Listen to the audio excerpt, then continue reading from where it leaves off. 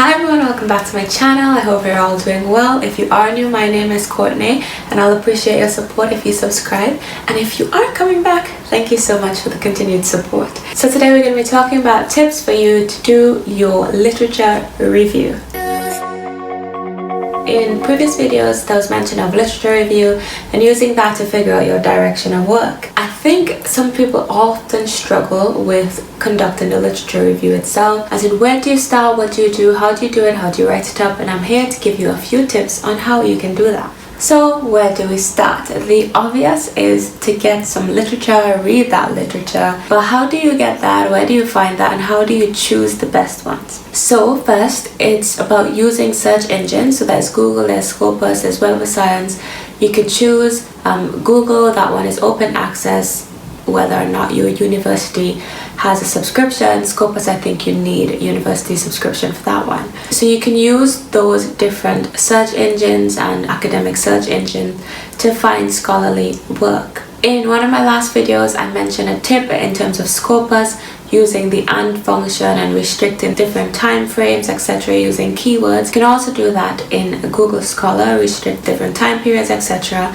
And there is also this software that I found. You can only use it on Windows actually, sadly, and it's called Publish or Perish, and it kind of just searches for all these papers related to your field. You can use those Boolean operators to kind of restrict different papers, results that you get. So that is one tip in terms of finding papers. But two, you find the papers, how do you choose them? What I normally do is I would have a scan of the first couple of papers that come up, and I'll see based on the name how relevant they are, but also based on the time frame that I want. And the next step is to read the abstract. So you first want to read the title. Some of them may or may not convey exactly what the paper is about, but then the next step is to read the abstract. The abstract should give you an overview of what you should expect in the work. And thirdly, after reading the abstract and the title, is to read the conclusion. By reading the conclusion, you get a gist of what has been done and what they eventually tie up in the end of the work.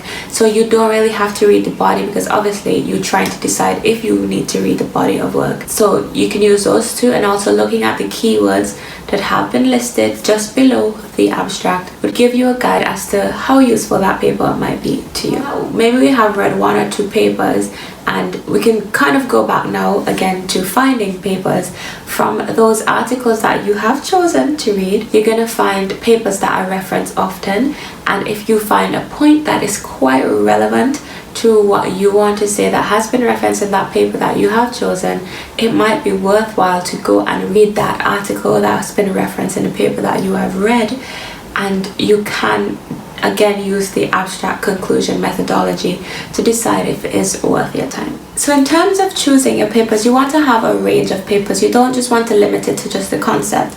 In the beginning, yes, you want to understand the concept, read around your topic, kind of get an idea as to what you don't know, the gaps, etc. But you also need to read based on the different sections of your thesis. So for example, whether it be scientific, qualitative or quantitative work, you're going to need the background, which is the concept. You're going to need the methodology. You're going to need different conclusions, hypotheses, etc. What would be useful and important is to read based on those different sections.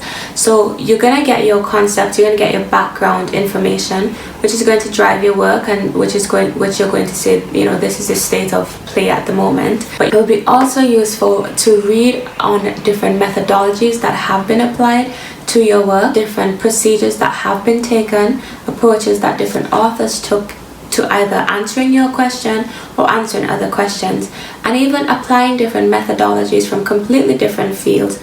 You kind of get a sense of what works and what doesn't work. In terms of applying this to your literature review, it would show the past work that has been done, but when it comes to justifying your methodology, it will be very important, and it would add a critical element where you can show why you didn't use this certain approach, or why you tweaked it in a certain way, or why you chose to integrate or migrate a method from a completely different field into your work.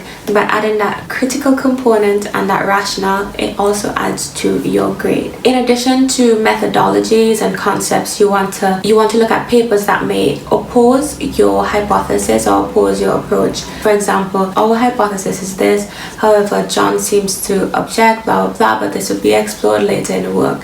you know, kind of showing that other people think differently, but you're going to show that maybe they were wrong or something like that. Or maybe you're going to add or contribute to what they have done already. So in that category of papers, you want to look for trends, past trends in the work, past methodologies, previous findings and conclusions, and kind of how they match up with what you think you're going to get, or how they are going to inform what you do. This is kind of a good way to start segueing or going into your actual work that you're conducting, because when you start saying this is how it was done then, however this work chooses to take this approach because XYZ, then you start to go into your work, and it allows for that flow of, you know, what has been done, what's in the past, and it starts to build a rationale for why you are going in the direction that you have been going, because you may have identified the gaps here, the flaws in this methodology or something, and now you're going to add to that subject area with a nice good quality piece of work that you are going to get a grade A for. We're speaking it into being. And now my final tip for your literature review is something I myself even struggle with, which is setting a timeline and a deadline for your literature review. When you have your period for your literature review, which is your scoping of your topic, the scoping of the background, the method that you are going to apply, it's good to have a cutoff point when you're going to say, look, I've read XYZ papers, I need to actually get the work done, because it's really easy to fall into a black hole of literature and just keep reading and reading and reading. You just need to say enough is enough, I need to get the actual work done, because unless your thesis is a literature review, what really matters is your work, not just the past literature, but using that to supporting the results and findings and direction that you have taken. I don't want you to get me wrong, because the literature review is kind of an ongoing process. As you find your results, as you write up, you're going to need to go back to literature to either support the results that you have, or that you can't find those findings and then need to say you have found something new. I hope you enjoyed that video and it was at least helpful to you. If you did, please give it a thumbs up, and I hope you subscribe and come back for more videos. And have a good day, and I wish you all the best in your work. Bye!